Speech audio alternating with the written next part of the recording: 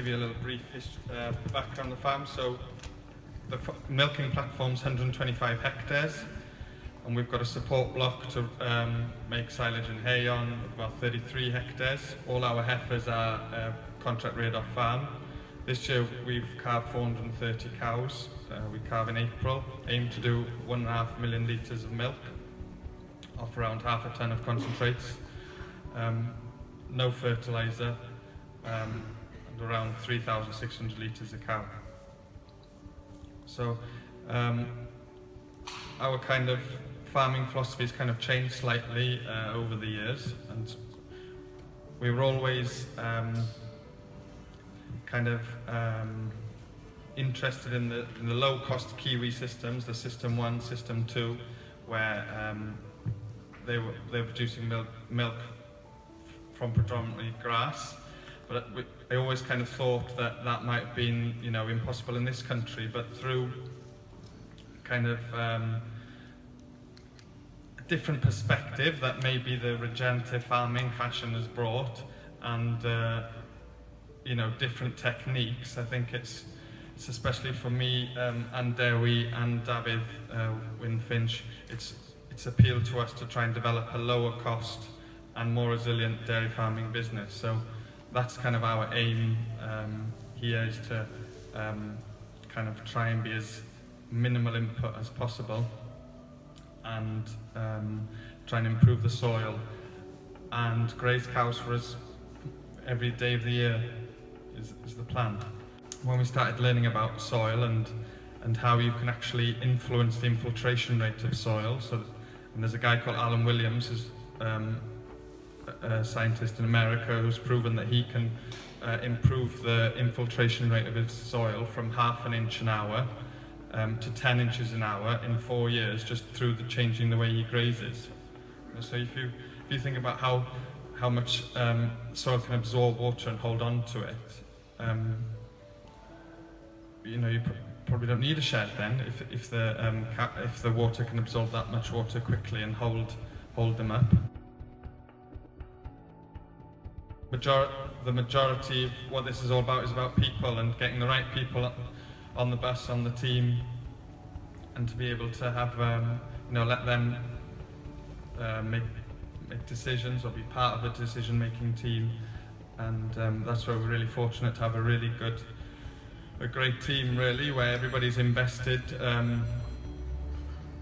in the decisions that we make. They're interested, and we're very lucky that Dewi's leading by example and doing a great job. That's right. I'm Dewi. I'm not from a farming background. Born and bred in Denby. I was studying sports science and football performance in Liverpool John Moores, and then short of money, I asked a good mate of mine if he had work on a dairy farm with his Crunch Club in Llanefydd. And so I spent basically every Friday and every weekend working there, and loved everything about it. And then come the end of my university tenure, I was offered a sports science internship at Liverpool Football Club, but on the basis that I'd have to do another year of study. And it didn't really appeal to me when I was actually enjoying what I was doing at home. I decided against that. I went full-time farming. Maybe, I'm not saying we've got all the answers. We're in transition. We're trying to develop a system that's, good for the environment, good for the cows, makes a good return on our investment, and good for the people that work with us.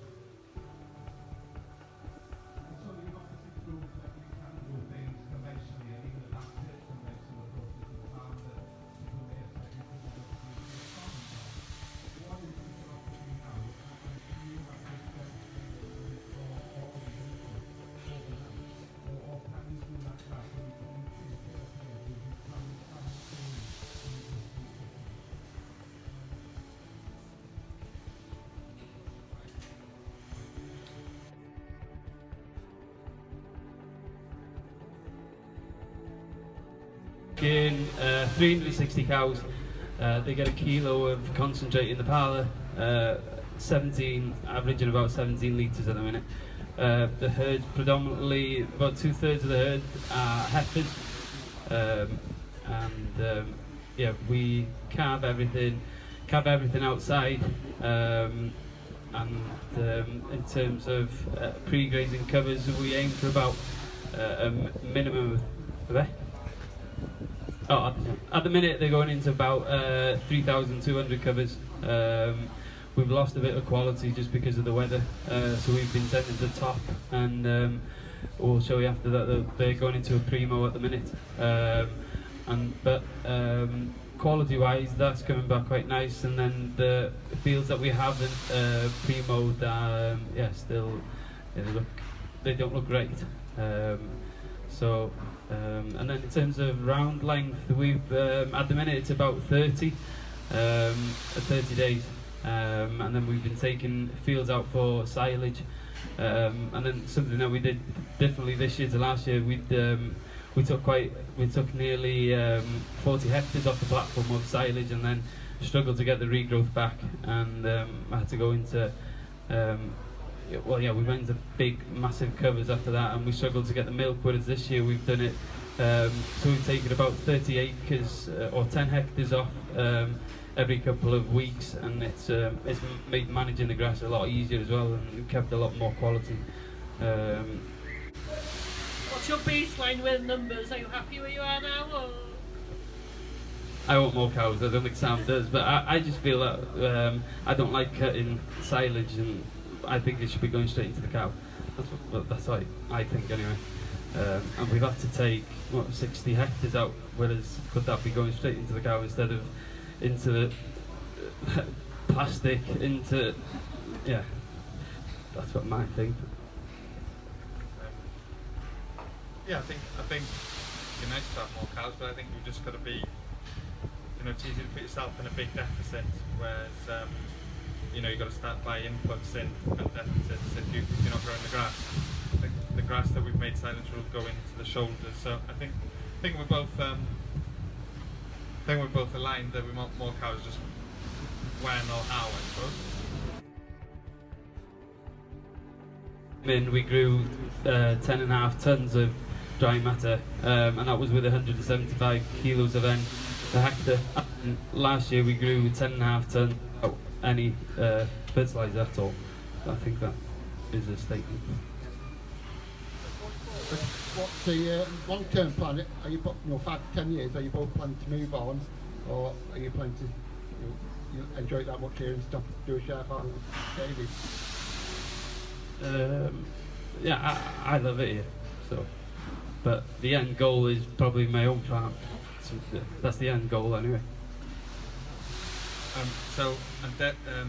Dewi this year's coming in as a herd owner, so Dewi's buying a third of the herd, and we'll have share the profits as well, so that's something we're implementing at the moment, so Dewi can start building equity as well.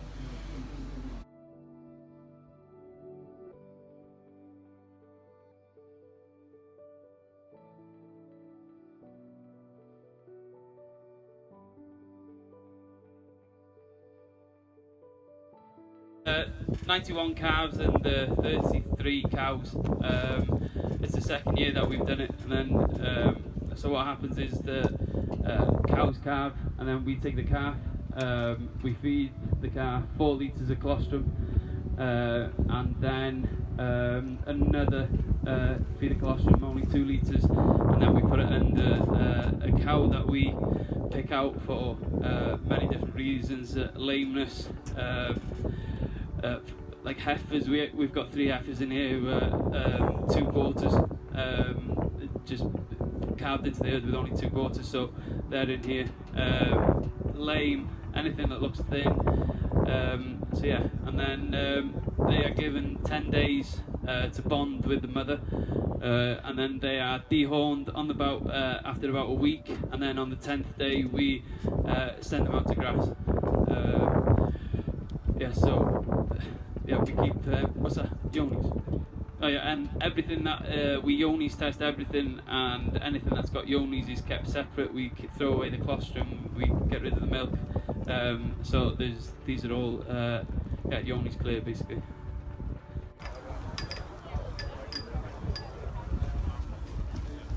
Last year we didn't get the best pregnancy rates in the nurse cows. It was about 58%. So we decided to chuck the bulls in 3 weeks earlier just to give them a better chance of getting in calf. And then these are actually the bulls that were nurse cow bred last year. So there's 10 of these in at the minute, and then we've got another 10 up the road, and they'll come in and serve our once-a-day herd once we start mating on the 5th of July. Then calves, last year we weighed them and they were 35 kilos heavier at the same date as the previous year, and that was feeding powder and cakes, whereas these don't get no powder. They'll have a jab of Bravoxin and that's it. So there's yeah, zero inputs at all here. With the suckling calves, do you find that some cows will perhaps take to one calf and won't let others suckle, so you get a lot bigger calf? I do see quite a size range in the calves.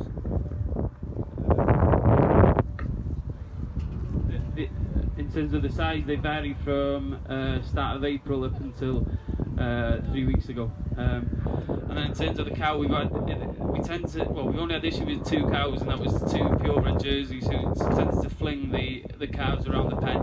And then invariably, as soon as we see anything not suckling, then we watch the cow, and if it's not suckling, then the cow goes back in the herd. Yeah, but it's yeah, I'm not gonna lie, it's basically a free-for-all, and everything suckles off anything here. What age do you take the cows away? Last year was 1st of September, so yes, 5 months. Yeah, and then kept the weaker ones on, and they're on another farm, they're thriving. You can't tell the difference between them. You said you're not feeding any concentrate at all. Do you see any problems with rumen development of the calves, or not hitting weights set for heifers for breeding? Would that possibly be adding to your conception rates? So at the minute our calves are running with a February calving herd, and they're exactly the same weight. So yeah, and that's 2 months difference in age. So yeah, definitely not. And I think you can tell with some of them, they look more like limousines than jerseys. So yeah, definitely benefits. And then with the cows, when we wean the cows come back into the herd, and then basically yeah, milk them, and anything that's we had a couple with mastitis and they were culled off straight away, and the rest are put back into the milking herd.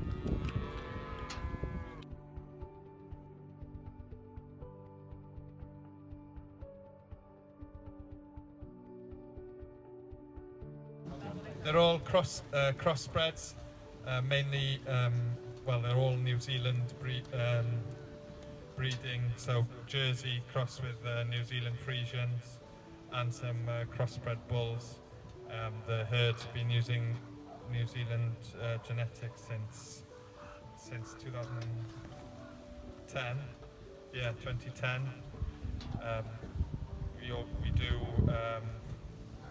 AI for 6 weeks, and then we'll run the bulls for a week or 2 afterwards. And this year we had 90% calving in 6 weeks. We're kind of aiming for a 500 kilo cow or less, probably looking a bit less going forward to around 450 kilos. Cow that's deep-bodied, strong, and can hold condition. I think maybe that's one of our limiting factors, where cows don't hold condition as well as they should. I think maybe that's something that we need to focus on, because condition's linked to fertility, and it's also linked to how much feed they eat. If it's they're outwintered on a wet day and they've got a good cover of fat, I think they eat less feed, whereas if they're thin, they need more feed to keep warm.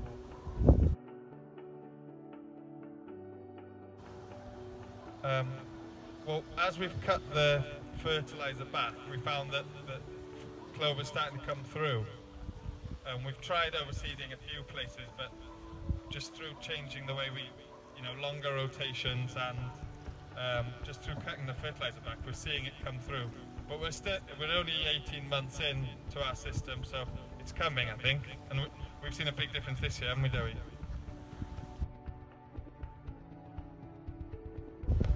I was just going to ask, you're not using any fertiliser on your grass now.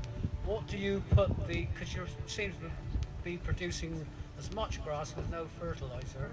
What put that down to? Well, there could be some slight living on last year's fertility, but it's also been a dairy farm for, good 12 years now, so there's probably, the soil's got a lot of fertility. But it's also the longer rotations and higher pre-grazing covers and giving it more rest to regrow.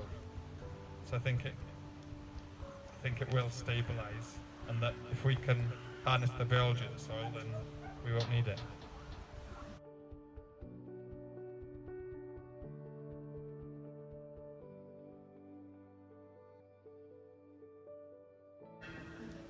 Thank you very much.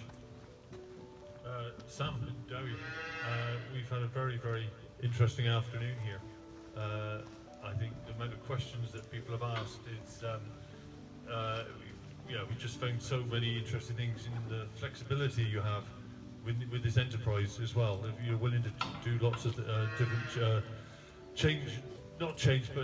try all these different ideas and everything. Just heard one about the salt. And then the same as the rotational grazing, and you're doing longer rotations and stuff like this. It's you're willing to. You're not set in stone. Nothing's set in stone here. It's all You're willing to adapt. I think there's some very jealous Cornwall farmers around here as well. The amount of grass you're growing here and the quality of it is tremendous. I think it's a little bit dry down south. And also with the nurse cows and everything. I mean, some of these are ideas that, as you said, Jerry Ryder in Wiltshire has been doing probably for 20, 30 years. But he's another one who keeps adapting things, with the season and whatever it is. Even the milk price is all you adapt to what's in front of you. You're not certainly farming like this year especially. You cannot farm by a calendar. You farm what's in front of you, and you seem to be both very, very successful at it. But no, thank you all very much, and I think everybody showed their appreciation, and there's a nice gift to come.